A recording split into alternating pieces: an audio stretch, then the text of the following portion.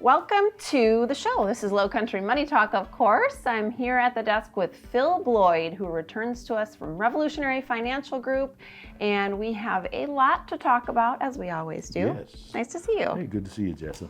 So lots to discuss. We're talking retirement, which is a great topic, of course, to talk with you about. We've got the expert at the desk.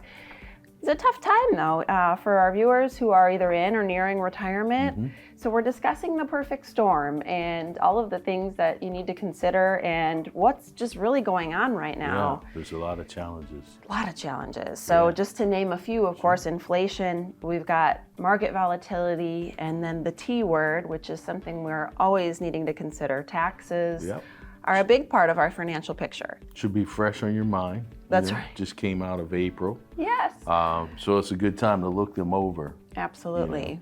I had a client come in the other day and I was looking over, I always ask for the complete tax return. Smart, yeah. So sometimes they'll bring in a couple of pages and I'm like, well, next time bring it all in. And then I found where they missed out on some potential tax harvesting, which maybe cost them a few $1,000s. Yeah, it's amazing how big of a difference that can make, and I've learned that from you.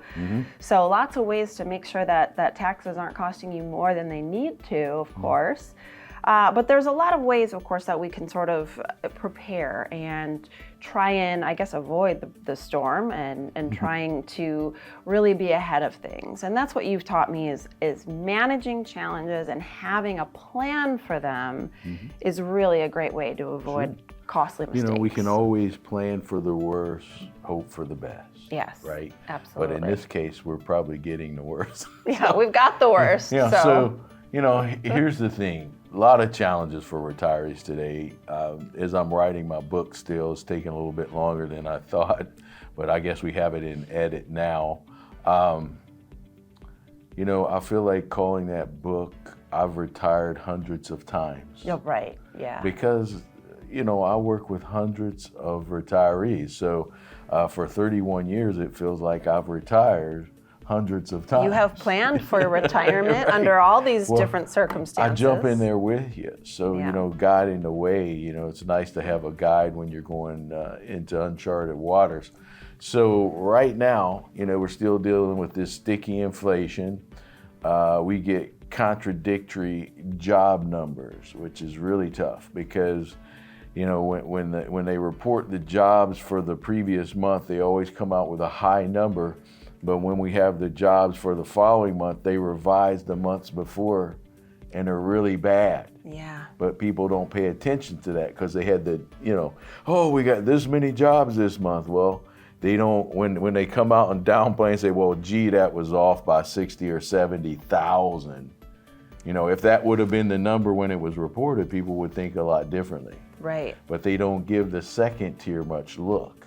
So we're getting some really, they'll report really good job numbers, and then on the revisions, they're really high. Interesting. Like tens of thousands, which is a big number. Right. So we're not really getting good data. So we're trying to make good decisions. The economy is slowing. All oil prices went down. That's an indicator of a slowing economy. Most analysts still think we're going to be in trouble through the summer. Now they're pushing the recession. Some people think we're already in a recession. Some people are saying the last quarter. It's just more of the same. Yeah. So we have people to plan all for over that. the place too. Everywhere. So that makes it really tricky. I want to ask you some questions, and for our viewers' sake and my own, to kind of learn where your head's at with some of these things. But let's talk about retirement specifically in relationship to inflation and how it might be affected by this runaway inflation situation. Well, we're paying more for everything. So it means if we're taking money out of our investments, we're taking more. Yeah. If those funds are coming from a pre-tax account like a 401k or an IRA, when we take more money, guess what we have to do? Make more? It'd be nice to make more, but we're not making more. This year started out okay. This is why I'm not in charge. But we're paying more taxes because those funds haven't been taxed. So we're taking the monies out to pay for the groceries, which are a lot more. And then when we take the money out, then we not only have to pay more for the groceries, but we have to pay more taxes. You're getting hit twice. Double whammy. Yeah. You know. Well, make more could work. Well, that's the idea, but the we've goal, got to right? have a lot of cooperation with the market There's for that. so many things to think about. Yeah. Well, I've got more for you because obviously I need some help. We're going to unpack some more questions after the break on Lowcountry Money Talk. We'll be right back.